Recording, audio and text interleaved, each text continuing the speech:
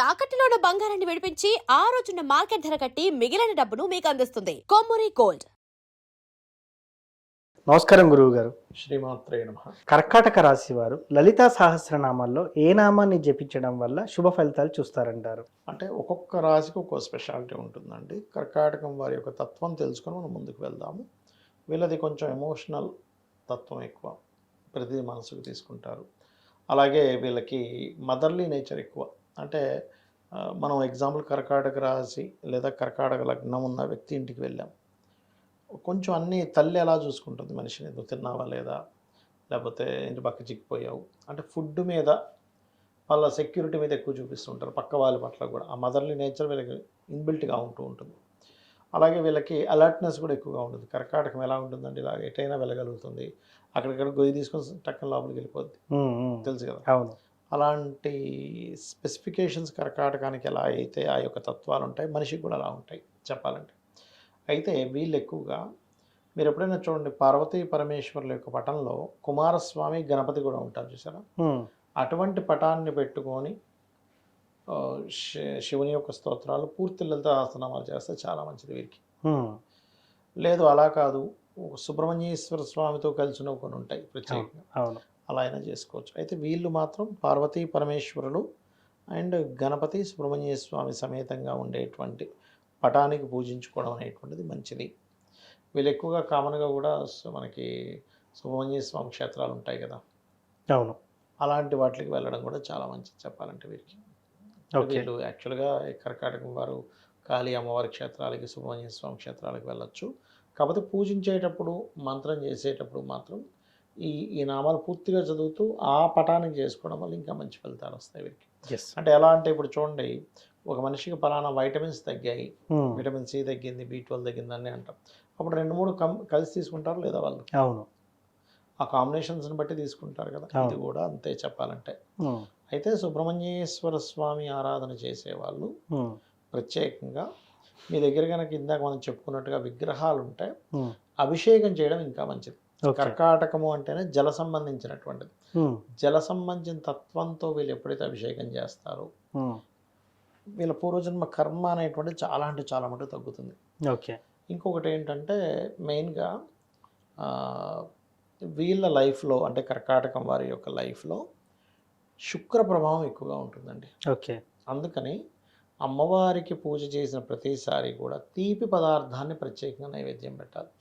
తీపి పదార్థాన్ని పెట్టి ఆ తీపి పదార్థాన్ని అందరికీ పంచి పెట్టాలి. కేవలం మీరు ఒక్కరే తింటే దాని ఫలితం ఉండదు. ప్రసాదము అంటే మీతో పాటు నలుగురికి పంచిపెట్టేది ప్రసాదం. మీరందరి మీద తింటే అది అన్నమే అవుతుంది అంతే అంటారా? కాబట్టి నలుగురికి పంచిపెట్టి వీళ్ళంతా ఇంత ప్రసాదం ఇచ్చినా చాలు. అప్పుడు ఏమవుతుంది అంటే శుక్ర ప్రభావం తగ్గుతుందండి వీళ్ళకి. అంటే ప్రత్యేకంగా పాయసనం పెట్టాము, లేకపోతే గూడాన్నం పెట్టాము కదా, అవును, అవి వాటిని పంచడం వల్ల వీళ్ళకి మంచి ఫలితాలు ఉంటాయి. అలాగే ఇంకొకటి ఏంటంటే అమ్మవారికి కొంతమంది చూడండి, కొంతమంది పేరెంటాలుగా వెళ్ళినప్పుడు పువ్వులు కూడా ఇస్తుంటారు, జాకెట్ బట్ట పువ్వులు ఇట్లాంటి గాజులు అన్నీ ఇస్తూ ఉంటారు. అందులో ప్రత్యేకంగా ఏదైనా ఇప్పుడు మనకు చూడండి అమావాస్యలు పౌర్ణమిలు ఉన్నప్పుడు టోటల్ లలితా సహస్రనామాలు సామూహికంగా చేస్తూ ఉంటారు. అలా సామూహికంగా చేసినటువంటి వారు ప్రత్యేకంగా స్త్రీలకి ఎర్రటి గాజులు, పుష్పాలు, ఎర్రటి లేదా పసుపు రంగు వస్త్రము వీటిని కనుక ఇచ్చినట్లయితే మీరే చూస్తారు వీళ్ళ లైఫ్ అక్కడి నుంచి ఎలా ఉంటుందని. సో శ్లోకం సార్, శ్లోకం అనేటువంటి చెప్పానుగా, మొత్తం లలిత చేసుకోవాలి వీళ్ళు. అంతే, మొత్తం లలిత చేసుకోవడం సాధ్యమయ్యే పని అంటారా? చేసుకోవచ్చు, ఏముంది, రోజుకు ఒక నామం చేసుకున్నా సరిపోతుంది. అంటే వీళ్ళ దీనికి కొంచెం అవసరం అన్నమాట అది. ఎందుకంటే శుక్రుడు పాపయ్యాడు కదా వీళ్ళకి. చతుర్థ లాభాధిపతి అయిన శుక్రుడు బాధకుడు ఈ జాతకానికి.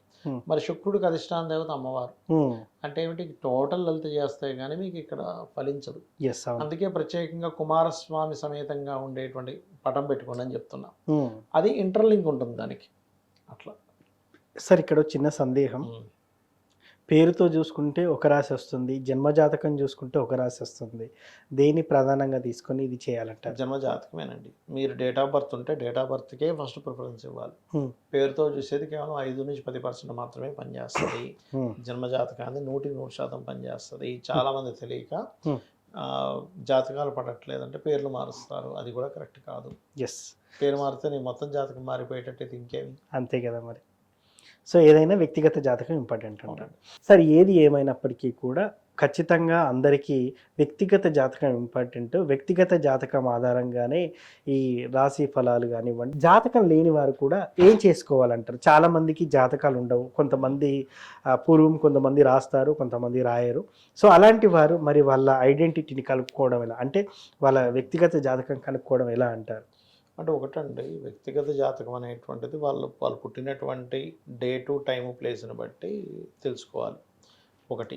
రెండవది ఏంటి అంటే ఈ అసలు జాతకమే లేదు కానీ నేను లలిత సహస్రనామాల్లో ఏం చేసుకోవాలంటే ఒక్కొక్క దానికి ఒక్కొక్క నామం ఉంది ప్రత్యేకంగా.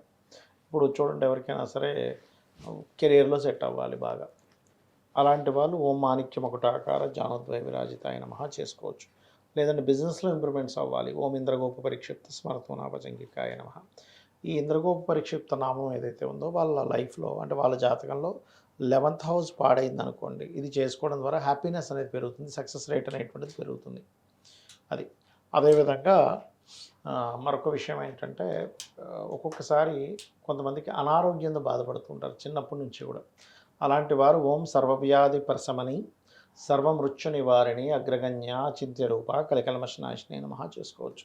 ఇలాగా ఎవరెవరు దేనికి సంబంధించి చేయాలో దానికి సంబంధించి చేసుకునేటువంటిది ఉంటుంది. అదేవిధంగా మరి కొంతమందికి ఫైనాన్షియల్ ఇబ్బందులు ఉంటాయి. అలాంటప్పుడు ఓం ధర్మాధ్యక్ష ధనాధ్యక్ష ధనధాన్య వివర్ధిని నమః. అంటే ఇక్కడ ఏంటంటే వ్యక్తిగత జాతకంలో కనుక 2వ భావం పాడైంది అంటే ఫైనాన్షియల్ హౌస్ పాడైంది, అప్పుడు ఈ ధర్మాధ్యక్ష కానీ లేకపోతే ఓం సంపత్కరి సమారూఢ సింధుర ప్రజ సేవితాయ నమః కానీ చేయొచ్చు. ఇలా ఏంటంటే ఒకటి ఇక్కడ చాలామంది ఇప్పుడు మీరు అడిగినట్టు కొంతమంది ఎట్లా అడుగుతారంటే, ఏమంటే నేను ఎప్పుడు పూజలు చేయను కానీ ఇప్పుడు నాకు కష్టం వచ్చింది కాబట్టి దేవతను వెళ్ళి అడిగితే నేను స్వార్థం కోసం అడిగినట్టు ఉంటుందేమో అనుకునే వాళ్ళు చాలామంది ఉన్నారు. ఎస్, అవును. నేనేమంటానంటే ఒక తల్లికి బిడ్డలు ఉన్నారు, 4 బిడ్డలు ఉన్నారు. ఒక వాడు తల్లితో పెద్దగా కనెక్టివిటీలో లేడు, మిగతా 3 బాగానే ఉంటారు. కానీ వీడికి ఆకలేసింది, ఎవరిని అడగాలి? తల్లినే అడగాలి. తల్లి ఏమైనా నువ్వు సరిగ్గా కమ్యూనికేషన్స్లో లేవు కదా నీకు పెట్టని అంటుందా? అన్నది కదా, అన్నది కదా. అందుకని తల్లిని అడగడంలో తప్పు లేదు. అయితే నువ్వు అడిగేటువంటి దానిలో ధర్మబద్ధమైంది అయి ఉండాలి ఆ కోరిక. పక్కవాడికి పోవాలి, జాబ్ పోవాలి, ఆ జాబ్ నాకు రావాలంటే ధర్మబద్ధం కాదు. అంతే కదా. నేను పడుతున్నటువంటి కష్టానికి నాకు మంచి ఉద్యోగం ఇవ్వు, అది ధర్మబద్ధం. అలాగా చాలామంది ఏంటంటే కొన్ని నేను మొన్న కూడా ఒక జాతకం చెప్పినప్పుడు అతను అదే అంటున్నాడు. ఏమంటే సార్ నేను ఎప్పుడు చేయను, ఇప్పుడు చేస్తుంది, ఏదో దేవుడిని స్వార్థంతో అడిగినట్టు ఉంటుందేమో. అలా అనుకుంటాడా సార్ దేవుడు? అనుకోడు. ఎందుకంటే తల్లి ఎప్పుడైనా అనుకుంటుంది, అనుకోదు. వీడి స్వార్థంతో నన్ను అన్నం పెట్టమని అడుగుతున్నాడు, వీడి స్వార్థంతో నన్ను కూర వండమని అడుగుతున్నాడు అనుకుంటుంది. ఆనందంగా పెడుతుంది. ఇంకా అవును, అరే ఇంకో ముద్ద వేసుకోరా అని పెడుతుంది. అలాగే భగవంతుడు కూడా నీ యొక్క కోరిక కనుక ధర్మబద్ధమైంది అయితే ఆనందంగా ఇస్తాడు, నీ కోరిక ధర్మబద్ధమైంది కాకపోతే ఇప్పుడు అనడానికి రామాయణంలో ఒక వృత్తాంతం కూడా ఉంటుంది. ఒకసారి బ్రహ్మగారు అంటే మన ఈ రావణాసురుడు, మన శూర్పణఖ, అదేవిధంగా మన రావణాసురుడు యొక్క తమ్ముడు కుంభకర్ణుడు, కుంభకర్ణుడు, సుగ్రీవుడు, వీళ్ళ 4 బ్రహ్మ కోసం తపస్సు చేస్తూ ఉంటారు. బ్రహ్మగారు ప్రత్యక్షం అవుతారు. ప్రత్యక్షమై శూర్పణఖ ఏదో కావాలంటే ఇచ్చేస్తారు. దాని తర్వాత రావణాసురుడి దగ్గరికి వస్తాడు. రావణాసురుడి దగ్గరికి వస్తే రావణాసురుడు నాకు పలానా అది కావాలి, ఇది కావాలి, నేను ఎప్పుడు బతికే ఉండాలంటే అది ఇవ్వడం కుదరదు అంటాడు.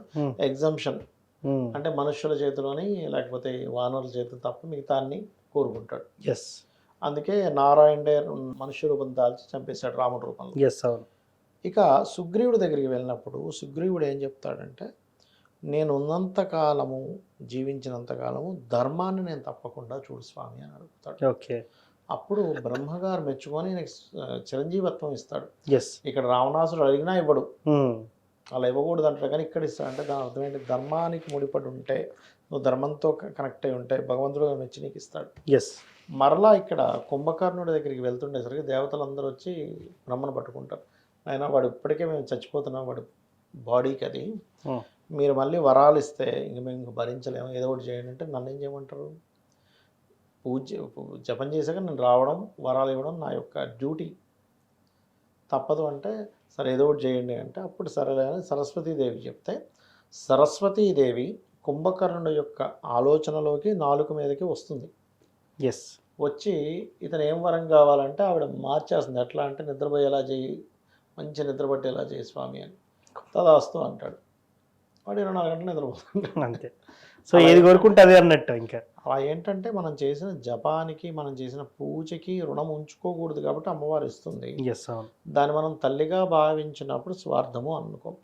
మీ భావన తల్లి లేదా తండ్రి అనే భావంతో ఉన్నప్పుడు మీకు స్వార్థం అని అనిపించదు ఫస్ట్. ఎస్, ఎప్పుడైతే ఎక్కువగా స్పిరిచువల్లోకి వెళ్ళిపోతారో స్వార్థంగా అసలు కోరిక కోవద్దు ఫస్ట్. ఎస్, అవును.